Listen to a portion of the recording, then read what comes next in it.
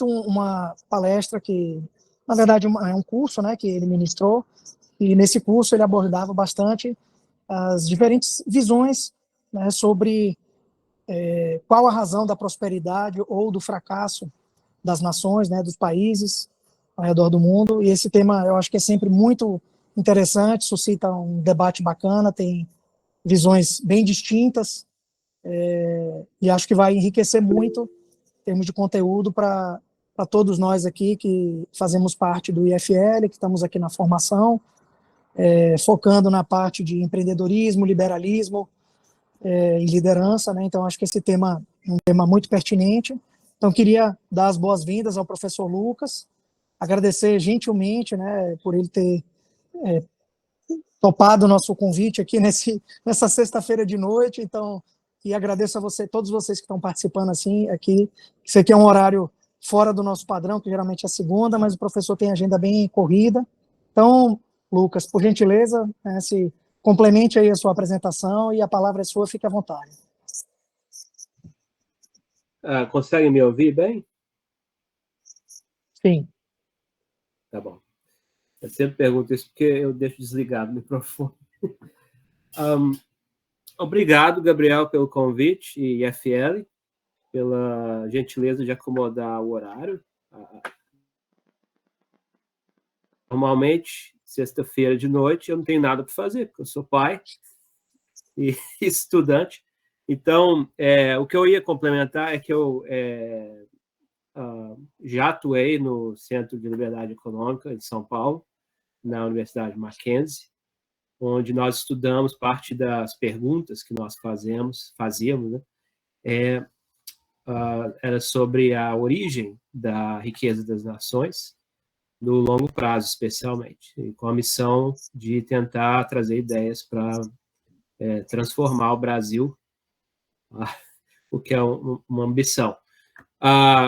Porém, eu tirei licença, vim para os Estados Unidos para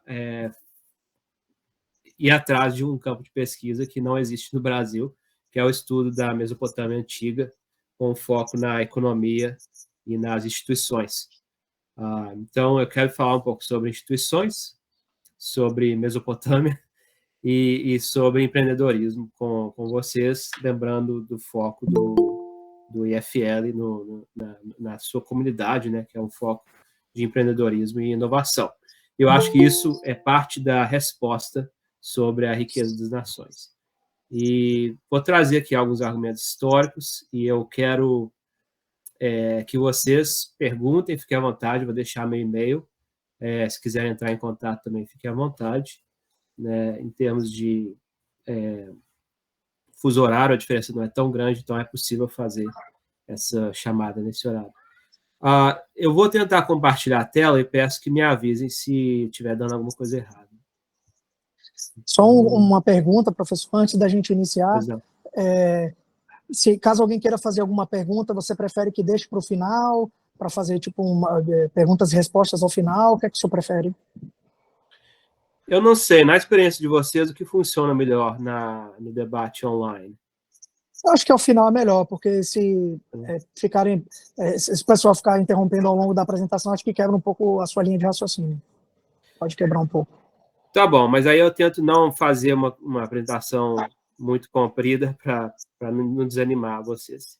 E eu tenho uma pergunta também da minha parte, que seria bom usar o formato online para vocês debaterem aí, para eu saber o que vocês andam pensando, já que eu estou atolado aqui, eu não posso ir no Brasil, eu estou no meio de 2 vistos aqui e eles pediram para não sair do país. Gabriel, então já tem uns 2 anos que eu não falo com ninguém do lado daí. Professor Lucas. Diga, Gabriel, Henrique, né? Isso. Uma sugestão, nós vamos dividir em 2 partes essa apresentação. 2 partes. Não é isso, Gabriel? Porque a nossa live ela tem duração de 1 hora. Então, caso extrapole 1 hora, a gente vai ter que reiniciar novamente. E a sugestão é ficar a segunda parte para a participação, né, nas perguntas, né? Isso. Quando o professor encerrar essa apresentação, a gente encerra a live e inicia outra com as perguntas. Tá bom, parece uma ideia boa. Ok, então deixa eu tentar compartilhar a tela aqui. Vocês estão vendo um slide cinza escuro com o título? Está isso. E vocês estão vendo mais alguma coisa? Inovação e cultura. Ok, mas não a minha tela com a cara de todo mundo aqui. É só o slide que está ocupando a tela de vocês. Sim, só o slide, professor. Ok, então eu posso começar. Então, eu dei esse título Inovação e Cultura porque são as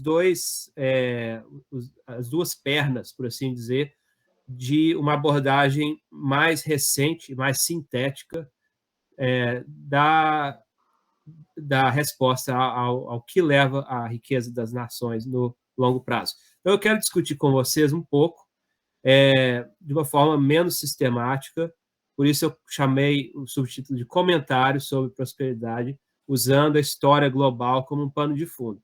E aí eu vou usar um exemplo histórico que mostra por que só ter uma perna dessas duas não leva a uma explicação completa, apesar de ser uma explicação que vai na direção certa. Então, por isso, nós precisamos dos dois lados. Então, me apresentar um pouco mais, eu trabalho na interação entre economia, política e história antiga, aplicando teorias modernas. Estou usando a mesma camisa, por sinal. Tem que comprar uma camisa nova.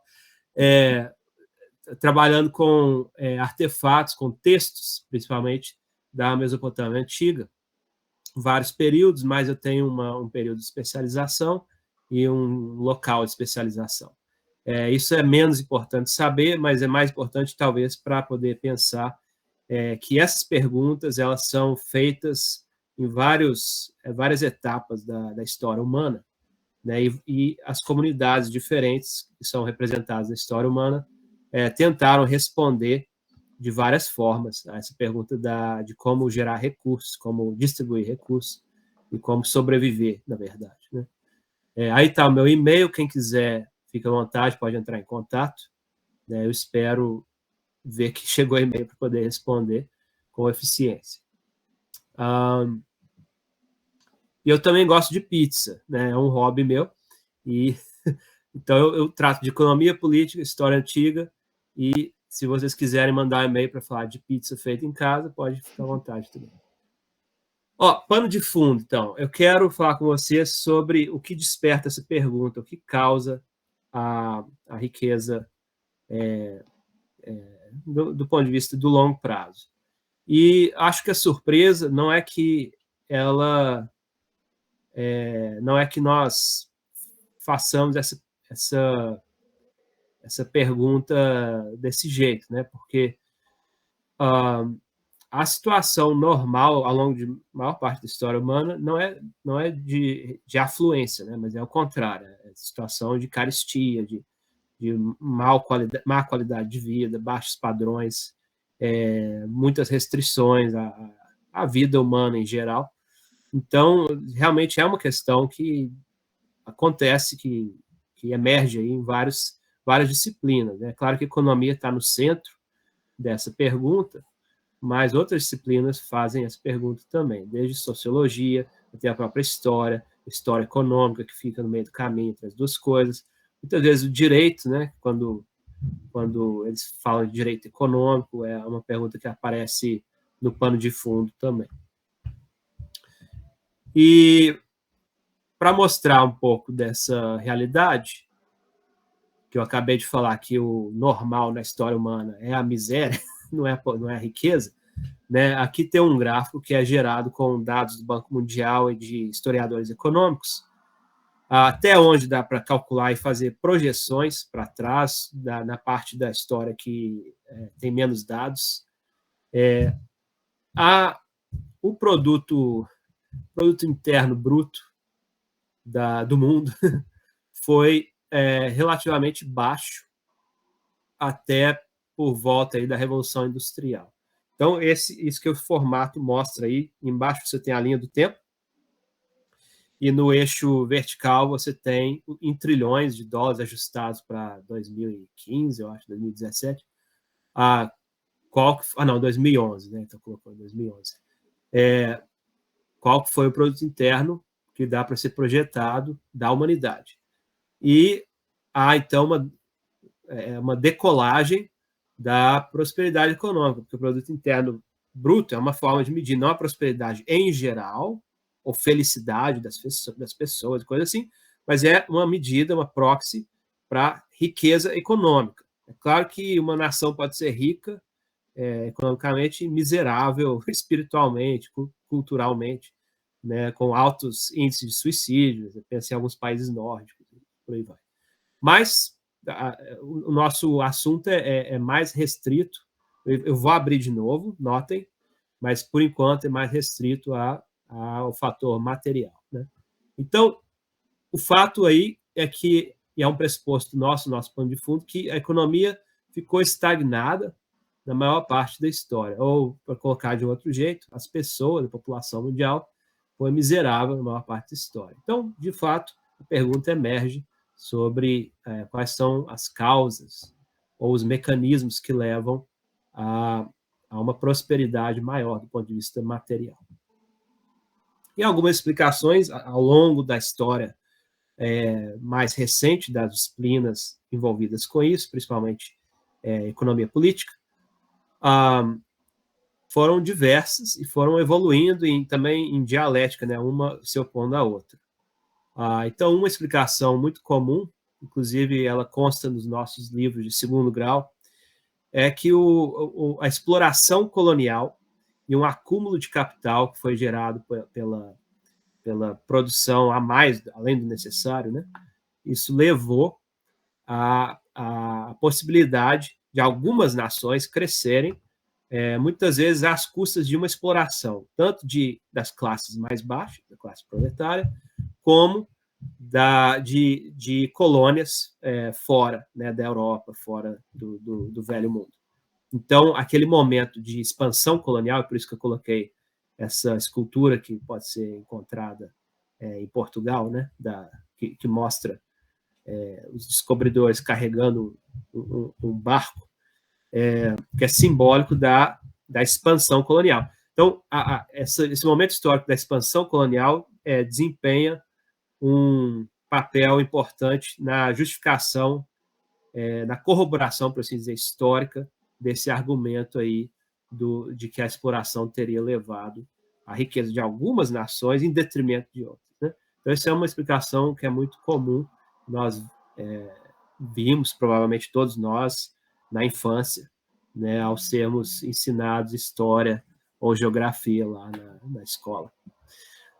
Um outro argumento, que é um argumento também que voltou em voga com a globalização e a emergência das instituições do regime global de economia política, como, por exemplo, a OMC, e por aí vai, é o argumento do comércio e especialização, que a integração de uma comunidade numa rede de comércio mais ampla, com base nas vantagens comparativas, né, em se especializar em fazer aquilo, né, em que essa comunidade é melhor, ela acaba se integrando a essa rede comercial mais ampla e nessa dinâmica de ganha-ganha, por assim dizer, ela consegue atrair mão de obra para essa atividade mais especializada, por um lado, por outro lado, aumentar a produtividade, assim, prosperar e ter um produto a mais para poder retornar isso nessa rede de comércio.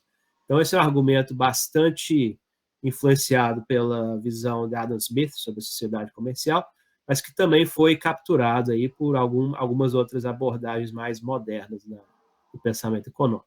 Então, é um argumento que a globalização, no sentido mais amplo, por um lado, no lado mais global, e no lado mais micro, simplesmente a integração ao comércio mais amplo e a especialização levam à prosperidade. Um outro argumento que vai na contramão disso é que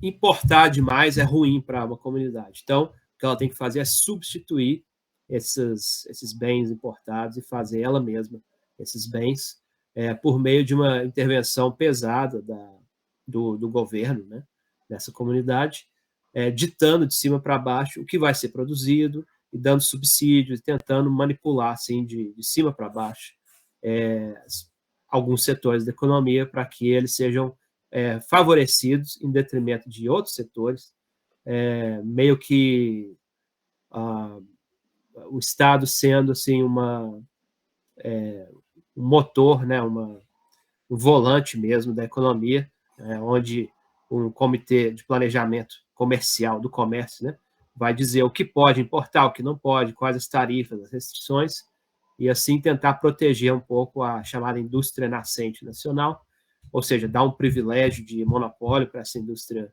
nacional em detrimento de importar bens mais eficientes produzidos fora, para ver se a economia nacional decola com essa chamada substituição. Eu vou falar de substituição mais tarde, vou lembrar vocês disso de novo, com outro sentido também. Um outro argumento é o argumento institucional, que no longo prazo, uma das coisas que vão determinar se um país vai ter uma economia que funciona de uma forma mais dinâmica ou não, é a moldura institucional, que não determina o resultado econômico do país, mas ajuda ou atrapalha. Então, não determina exatamente se o país vai ser rico ou pobre, mas ela vai ajudar ou atrapalhar esse país. Então, um tipo de estudo que tem emergido hoje em dia sobre isso é o da chamada maldição dos recursos naturais, onde um país onde o Estado monopoliza um recurso natural igual petróleo ou diamantes, né, ele, como é o governo que está monopolizando aquilo, o incentivo é muito alto para grupos rivais tomarem o poder. Então, é um incentivo à guerra civil, a tomar o poder, a derramamento de sangue, para poder ter o controle desses recursos naturais. Então, nesse tipo de instituição onde a lei determinou que o Estado vai ter que ser monopolista do petróleo, dos diamantes, etc., acabou se gerando um incentivo à tomada de poder, mesmo que seja de forma ilícita e violenta, para poder controlar os recursos, explorar esses recursos, né? E muitas vezes isso leva, no longo prazo, a uma situação miserável. Então, é a maldição de ter recursos naturais por causa da montagem das instituições naquele país, que não conduziu a um resultado benéfico, e sim a um resultado maléfico no longo prazo. Pode pensar em várias situações de guerra civil na África, Nigéria, Serra Leoa, e por aí vai. Né? Uma outra explicação é a explicação de que a inovação aumenta a produtividade, por exemplo, inovação tecnológica aumenta a produtividade, levando, então, a um maior número uma quantidade de produto, né, por cada input, né, por cada fator de produção. Essa explicação é bastante clássica, bastante conhecida, e muito das políticas econômicas nos países mais desenvolvidos foi desenhada em função desse tipo de explicação. E, finalmente, uma explicação um pouco mais sociológica que tem sido dada, desde aí de que Max Weber escreveu no começo do século XX o seu ensaio sobre ética protestante e espírito do capitalismo, é que algumas práticas que ficam pressupostas na forma como as pessoas conduzem o seu dia a dia acabam influenciando a vida econômica dessa comunidade.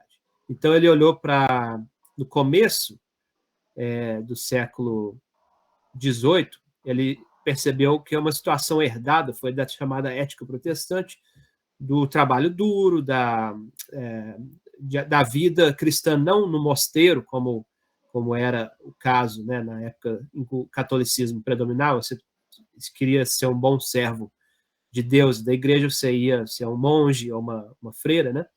Aí ele fala assim, né, com o protestantismo, esse ascetismo, na verdade, ele fica dentro do mundo mais, não se retira do mundo. Então, agora, todo cristão se...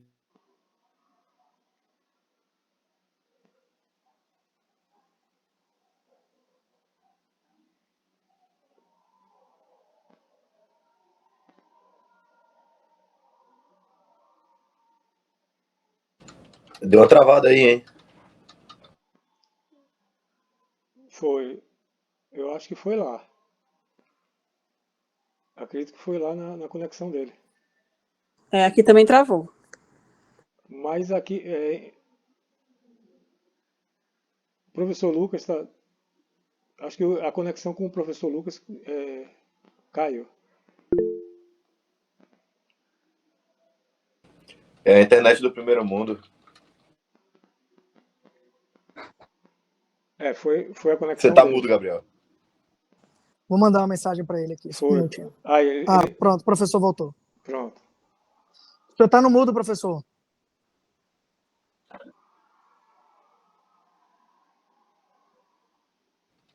Ele tá com o mute ativado. Pronto. Agora. Pronto. Você consegue me ouvir agora? Sim. Sim. Ok.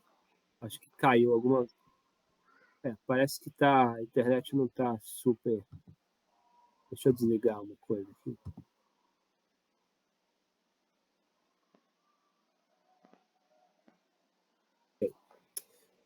Então, falando do último fator aí, foi aí que eu parei? Sim. Tá bom. Então, essa última explicação que é dada é com base numa mudança que foi observada aí no começo com a Reforma Protestante. A visão, a sociedade ainda era majoritariamente cristã, mas a visão de engajamento com as coisas do dia a dia, do ponto de vista religioso mesmo, aquela visão que você não precisa mais de ir no mosteiro, de virar um clérigo para ser um bom cristão, ela acaba entrando na sociedade. Então, as pessoas, no dia a dia, elas vão querer dar o melhor de si. Tudo aquilo que elas fizerem, elas estão lembrando que elas estão servindo a Deus também, mesmo sendo um sapateiro, sendo um alfaiate, por aí vai. Então, com o passar do tempo, a sociedade se seculariza um pouco mais, mas nessa visão, algumas características fundamentais dessa ética nova, né, de você dar o melhor de si na vida do dia a dia, acaba continuando na sociedade, mesmo que ela perca um pouco do elemento forte cristão que ela tinha lá para 1600 alguma coisa, agora falando de 1700 com o iluminismo, depois 1800 com uma secularização maior da sociedade, até chegar no século XX, isso que é a explicação que os weberianos dão, né, isso é um fator diferencial em algumas culturas mais do que outras, e no Ocidente mais do que em alguns outros países, né?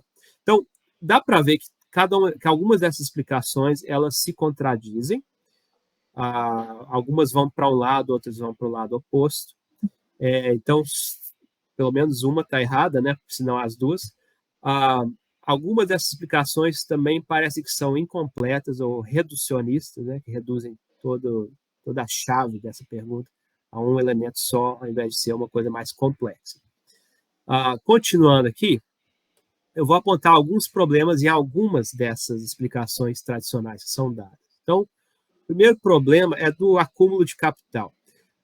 Alguns economistas liberais entendem que prolongar a estrutura de capital para a produção dos bens e serviços numa economia é a chave, e a única chave, a chave fundamental da prosperidade econômica. Então, por exemplo, na hora que você prolonga a produção de uma economia, por meio de investimentos de mais longo prazo, você, no curto prazo, tem um retorno menor, porque você ainda está esperando dar o resultado daquele investimento, mas esses são investimentos que vão dar grandes saltos na produção dos bens e serviços. Porque investimentos, por exemplo, em questões de mais complexidade na tecnologia de produção, processos de produção inovadores, que vão reduzir o custo no longo prazo e vão aumentar a produtividade. Tudo isso leva tempo para dar retorno. Então, essa é uma explicação do acúmulo de capital que é dada e vários economistas liberais, né, adotam esse posicionamento.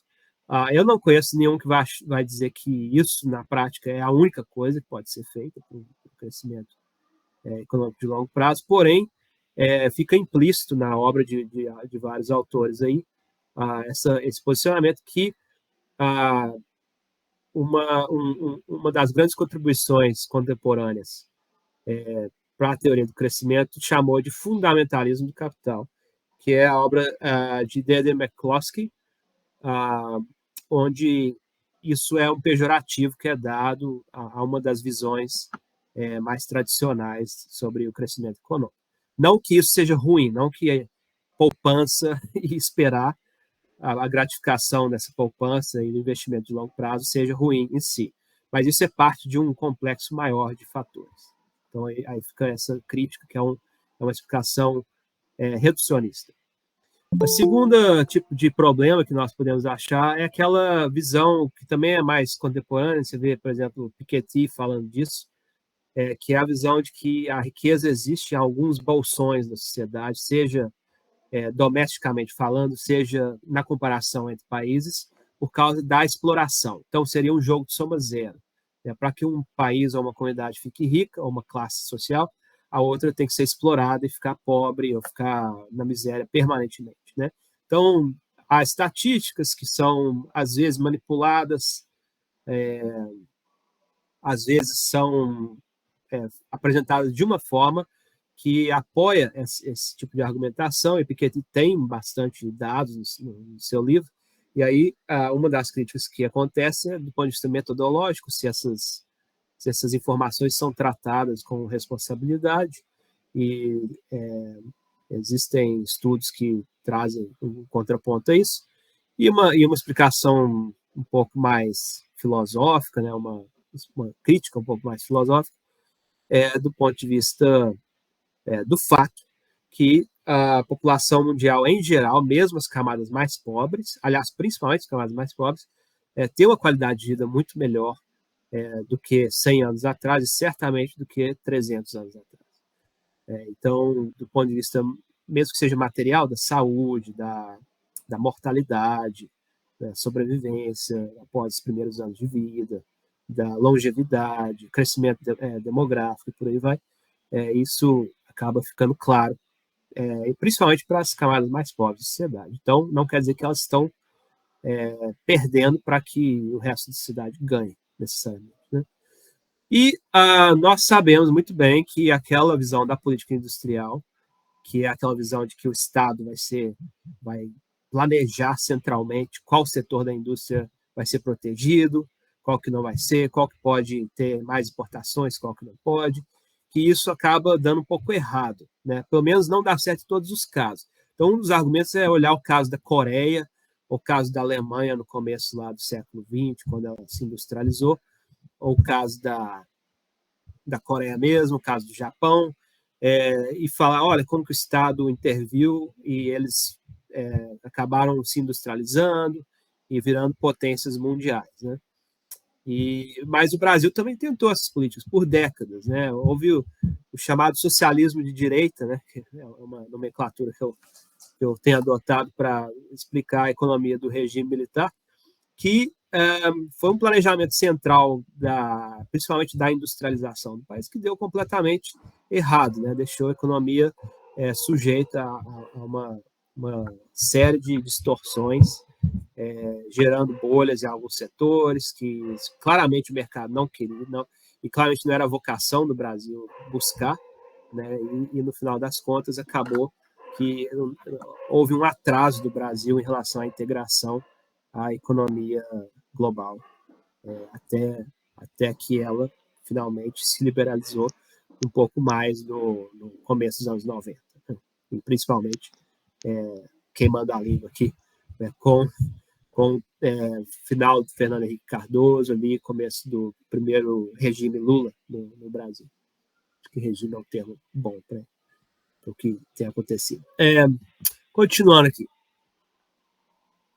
Há algumas dessas abordagens que eu mencionei que merecem um pouco mais de atenção. Então, querendo rumar para aquelas duas pernas que eu aludi no começo, eu quero explorar um pouco mais alguns conceitos do resto das abordagens que eu não mencionei ainda, que eu já mencionei, mas que eu não abri aqui na discussão, e ligar isso com com aquela ideia de que nós temos duas pernas, né, em algumas abordagens mais contemporâneas sobre o que gera o crescimento econômico de longo prazo. Então, aquela visão do comércio e especialização, a visão mais smithiana, né, ela tem algumas etapas na explicação, que eu já mencionei por alto. Eu só vou deixar mais claro aqui, porque isso é um elemento que é retomado nessas abordagens mais recentes. A primeira coisa é o fato das vantagens comparativas. Alguns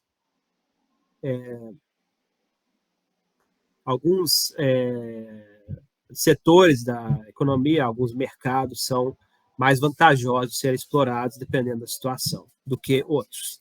E seria meio que irracional tentar fazer tudo. Então, uma comunidade se especializa e gera empregos, inclusive, ao se especializar num setor da economia ou em alguns setores da economia, onde tem vantagem comparativa, delegando o resto, né, de onde ela não tem essa vantagem comparativa, para abertura do mercado, para poder importar isso de uma outra comunidade. Pode ser no nível municipal, uma cidade faz melhor umas coisas do que outras, pode ser no nível estadual, pode ser no nível regional, economia regional, e pode ser internacional. O fato de existir uma linha no mapa, né, a oferta e demanda não sabe disso, da linha no mapa. Nós que adotamos isso como um critério, né, para falar que a economia é nacional ou bem é importado ou não. Né? Quando eu falava sobre livre comércio, nas aulas que eu dava, eu falava que o meu déficit comercial com a livraria que eu gostava mais era completamente negativo. Eles nunca compraram nada de mim. No entanto, eu me beneficiei ainda assim de ter comprado os livros daquela livraria. O fato de existir uma linha num mapa falando esse é país A e esse é país B não altera essa lógica básica de que um lado quer vender esse produto para ter o dinheiro para comprar outras coisas e o outro lado quer comprar aquele produto. Então tem um ganho mútuo nisso. Ganhos de escala. Feita essa especialização, essa etapa de especialização, existe assim, uma divisão maior do trabalho, com especialização maior, e o aumento da produtividade daquela comunidade que se especializou nas suas vantagens comparativas. Então, isso leva, por exemplo, à economia de escala, né, onde um certo investimento inicial que foi mais elaborado acaba rendendo mais, permanentemente mais, por fator de produção. Né? Então, isso leva ao ganho de escala. E, com esse ganho de escala, existe, então, um excedente que pode ser trazido de volta para o mercado internacional. Então, com esse excedente que é exportado, ou exportado daquela comunidade, se a gente parar de pensar nas linhas imaginárias do mapa, tudo isso, se for permitido e ampliado pela integração daquela comunidade às redes de comércio, leva que parte dos bens produzidos sejam comerciados fora da comunidade em troca de bens onde a comunidade não tem essa vantagem comparativa. Então, daí vem também um círculo virtuoso, de ganhos do comércio. Então, por exemplo, só para ilustrar isso, né, claro que isso tem que ser medido, testado como hipótese, muita gente já trabalhou nisso, mas uma forma de visualizar isso como ilustração é perguntar a pergunta mais básica. Os países que têm mais integração ao comércio, à rede global de comércio, eles têm um ganho maior do PIB ao longo do tempo. Então, nós temos aqui uma ilustração que mostra a variação percentual aqui anual, variação anual no comércio, né, em termos da integração ao comércio, do volume de comércio desse país, de um lado, e no lado horizontal nós temos a variação anual em termos de PIB per capita. Então, cada indivíduo, cada família aumentando ou diminuindo, né, o seu acesso a coisas materiais, né, a produto. E há uma tendência, sim, de que quanto mais o volume de comércio global desses países é mais próspero. Né? Claro que tudo isso está no nível mais bruto, né, dos dados, e quem quiser fazer um doutorado nisso, está aí um tema interessante. Então, por exemplo, né, você pode ver que eu sempre gosto de achar o Brasil nessas coisas. Eu acho que o Brasil não está colocado aqui com o nome. Mas quando eu passei o cursor no sítio aqui, que tem o link para vocês, ele estava mais ou menos em cima da linha, que ele não se integrou muito ao comércio desde 1945, e ele também não teve esse crescimento que vem como contrapartida, né? Mas a tendência é essa inclinação positiva da combinação dos dois. Ok, então, mas isso fica a título de... Eu sei que nós temos aí mais uns 15 minutos antes de renovar aqui a ligação, né? A explicação bastante clássica e bastante conhecida entre os economistas do desenvolvimento é a explicação dos modelos tradicionais via inovação. Em geral, a inovação tecnológica, tá? Mas não nem sempre. Pode ser inovação de processo também, né? Processo mais, tipo Fordismo, processo mais rápido de produzir as mesmas coisas, mesmo com as mesmas máquinas, né? Uma divisão do trabalho maior, por aí vai. Então,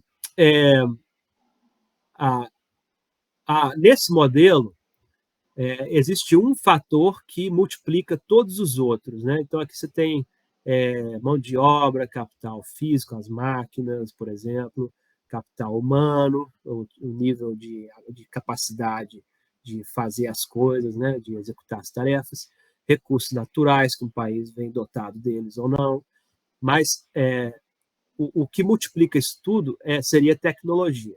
E nesse modelo, a mudança tecnológica vem de fora. Então, é o impacto que é causado fora do modelo. Se mudar essa variável, ela tem um efeito multiplicador sobre as demais.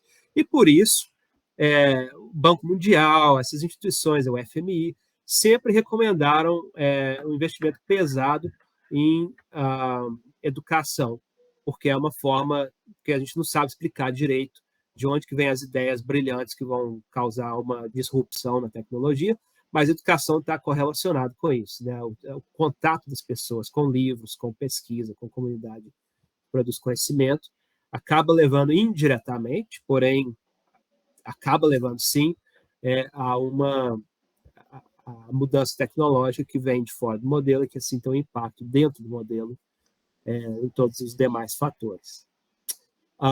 Ok, mas isso não é também suficiente.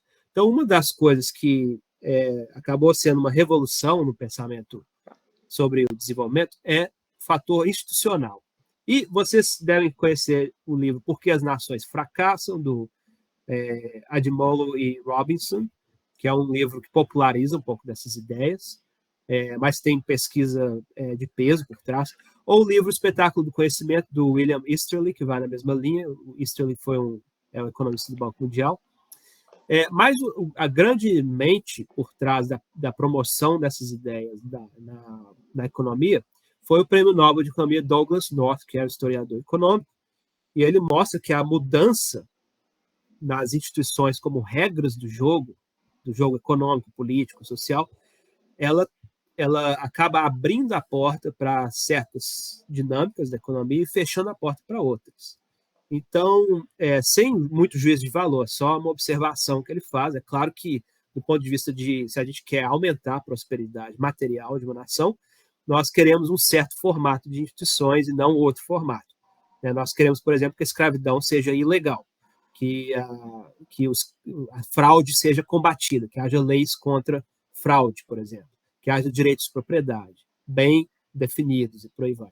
A explicação dele é que essas instituições moldam a conduta dos agentes, das firmas, dos indivíduos, e elas estabelecem uma ordem por meio de normas e práticas e estrutura os incentivos dos agentes que estão interagindo no mercado, estabilizando expectativas, gerando previsibilidade e facilitando o monitoramento do cumprimento das regras ou não.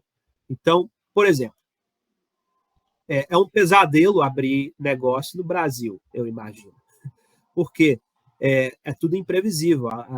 As regulações, primeiro, não são transparentes, elas são complexas, elas são custosas de serem cumpridas e elas são ambíguas. Então, isso leva a potenciais processos na justiça, fiscalização que vai gerar incentivo de suborno, arbitrariedades do governo. E esse tipo de dinâmica acaba gerando um ambiente de negócio menos previsível e mais custoso, portanto, porque é preciso fazer uma pesquisa, estar alerta sempre a mudanças nesse pano de fundo em que os negócios ocorrem. Já em outros países, para dar um outro exemplo, Nova Zelândia, você pode abrir um negócio, você vai de manhã lá na repartição, meio-dia, já está aberto o seu negócio, não precisa de esperar dias, não precisa de pagar muito caro, não precisa de ter um despachante, esse tipo de coisa, né? Então, é só para dar um exemplo. Portanto, o custo de fazer negócio, por esse ponto de vista, claro que existem outros fatores, é um custo mais baixo, né? Então, e pensa nisso ampliado num país inteiro, todas as regras, todo o ambiente de negócio do país, inclusive as leis, mas também as regras informais de como funciona a economia do país, né? Porque existem regras não escritas também. Então, esse é o tipo de argumento que o Douglass North fez, e ele faz uma comparação, por exemplo, na Idade Média e na Idade Moderna na Europa, né? Ele mostra o desenvolvimento do direito de propriedade, como que isso foi esclarecido ao longo do tempo, qual foi a influência dos sistemas rivais de direito, né? O direito como nós temos no Brasil, em que as leis são todas escritas, né? Ou o direito consuetudinário, né? Common law, que eles chamam, onde as regras elas são implícitas, né? Elas vêm de casos anteriores que foram conflitos que foram adjudicados no sistema de justiça, no mundo anglo-saxão, principalmente. Então, aplicando isso, né, essa abordagem institucional, ao longo do tempo, os economistas desenvolveram alguns indicadores. Então, o Banco Mundial tem um que chama Doing Business, que é um relatório, acho que bienal ou anual. Tem um do Fraser Institute, que é um instituto canadense, que é o relatório de liberdade econômica. Tem um que é muito conhecido, que é o da Heritage Foundation, que pega algumas variáveis políticas também. E a Heritage Foundation tem um índice deles, que é um índice que é traduzido e comentado no Brasil pelo Instituto Monte Castelo. Está aí o link, quem quiser, a versão mais corrente já foi publicada esse ano. E ele pega 4 critérios principais, e dentro deles vários subcritérios, que tratam do Estado de Direito, né, o tipo de arbitrariedade, transparência que o governo tem, ou não, se ele mantém os direitos de propriedade, se é fácil ou difícil ir na justiça e resolver um conflito, se existe muita corrupção ou não. Então, isso vai dentro do Estado de Direito. Eficiência regulatória, porque regulação de um certo tipo é necessário, por exemplo, para estabilizar as expectativas das pessoas. Por exemplo, o próprio combate à fraude é uma regulação que protege os direitos de propriedade, né? Mas existem regulações que são ineficientes. Muitas regulações de concentração de mercado são ineficientes, acabam gerando mais concentração de mercado e coisas do tipo, né? Então, muita burocracia acaba aumentando o custo de fazer negócios, e aumentando o incentivo a suborno e coisas do tipo, né? Corrupção. Tamanho do governo. Então, se o governo tem uma burocracia muito pesada, se o governo suga muito o dinheiro da economia via impostos ou não, né? Então, qual a condição do endividamento público também, que pode estrangular a economia, que não é muito bom para a economia no longo prazo. E o nível de abertura dos mercados, se um país está mais ou menos integrado comercialmente e financeiramente à economia global. E na combinação, cada um desses ganha pontinhos, e na combinação nós temos aí uma lista de países, um ranking que é feito da maioria dos países para onde tem dado, porque, por exemplo, Coreia do Norte não libera muitos dados, né? Então, algumas coisas podem ser estimadas, mas outras não. E eu acho que não é nenhuma coincidência que os países mais prósperos são os países que ranqueiam bem nessas variáveis institucionais. Por exemplo, Singapura, Suíça, Irlanda. Nova Zelândia, que eu mencionei, está bem. O Brasil está atrás da Nigéria esse ano, né?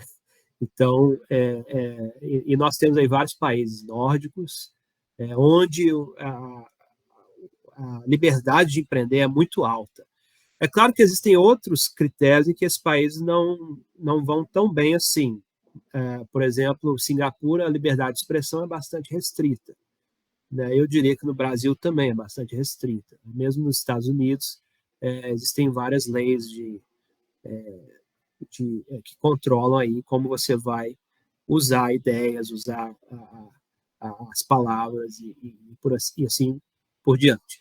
Mas existe aí uma correlação forte, é o mínimo que nós podemos falar, senão que as instituições, de alguma forma, habilitam a prosperidade a acontecer do ponto de vista material. Porém, existem alguns problemas aí mesmo nessas abordagens mais recentes. Eu creio que nós estamos chegando no final dos 15 minutos aí, que tinha sido avisado. Então, Professor Lucas, quer que eu encerre agora? A gente vai para o link? Professor Lucas, Fala. pode continuar. E caso encerre, pode continuar quando retornar. Pode continuar. Combinado. Então, por exemplo... Só um comentário, professor, Diga. rapidinho. Eu vou enviar o link da segunda sessão, né, da próxima sessão, para todo mundo no WhatsApp, no grupo, e também vou tentar mandar individualmente, tá? Então, quando a sessão encerrar, a gente entra no novo link e continua. Okay? Combinado. E o professor continua normalmente. Tá bom. Se a minha internet ajudar, né? Bom, então, para pegar aqui um apanhado geral de alguns problemas, para mostrar que essas são explicações diferenciadas e algumas delas têm um mérito muito grande, mas elas não são completas, né? Então, primeiro, é possível ter inovação sem que isso leve ao crescimento sustentável de longo prazo. Vocês podem pensar em países cuja economia é bastante tecnologizada, por assim dizer, mas que está estagnada. Eu acho que alguns países, a própria China está diminuindo o ritmo, mas eu acho que não é um exemplo bom, porque ela ainda cresce bastante, né? Ele tem um efeito também que o país que é pobre, ele começa a crescer, ele cresce. A medida do crescimento é o percentual em relação ao que tem antes, né? Então, no papel, ele cresce bastante, né, em relação ao que era antes. Mas um país tipo o Japão, por exemplo, tem um crescimento mais reduzido.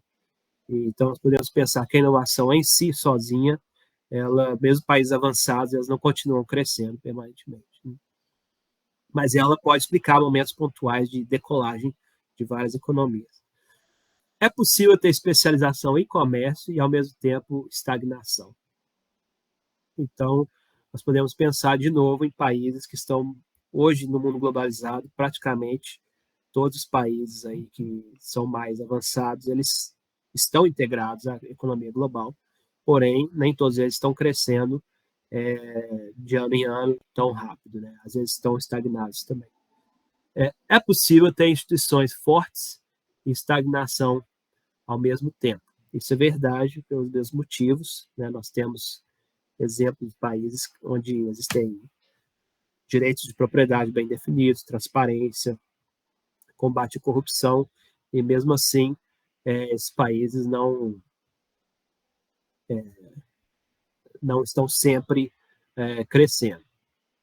Aqui o argumento pode ser também que mais recentemente esses países entraram na contramão da tendência de ter instituições fortes e acabaram dando tiro no pé, por assim dizer. Isso está se manifestando agora na economia, né? Pensar no Canadá, que inflacionou a moeda bastante com a pandemia, arbitrariamente proibiu a economia de funcionar, falou que ia dar dinheiro para todo mundo, acabou dando mesmo, e agora está com a moeda mais fraca, e alguns outros problemas aí, problema de situação de moradia, tá muito difícil com as pessoas, e acaba dando um efeito, né, um efeito dominó com as outras coisas, na hora que as instituições acabam sendo mudadas e se tornando mais arbitrárias. Todos esses fatores, sem dúvida, né, instituição, integração ao comércio, inovação, sem dúvida ajudam a explicar o crescimento econômico, mas eles não dão conta sozinhos de explicar os grandes saltos e o sustento de longo prazo desse crescimento. Aquilo que eu mostrei do gráfico tem um formato de cabo de guarda-chuva, então tem um grande salto ali no começo da modernidade. Então, falar do modelo mais recente Melhor- tem sido Melhor proposto mudar a em algum- sala, né? Melhor mudar a Vou sala. mudar a que vai sala, ok. Falta menos de 1 minuto. Ótimo. Agora recebi o aviso aqui. Então, até a próxima.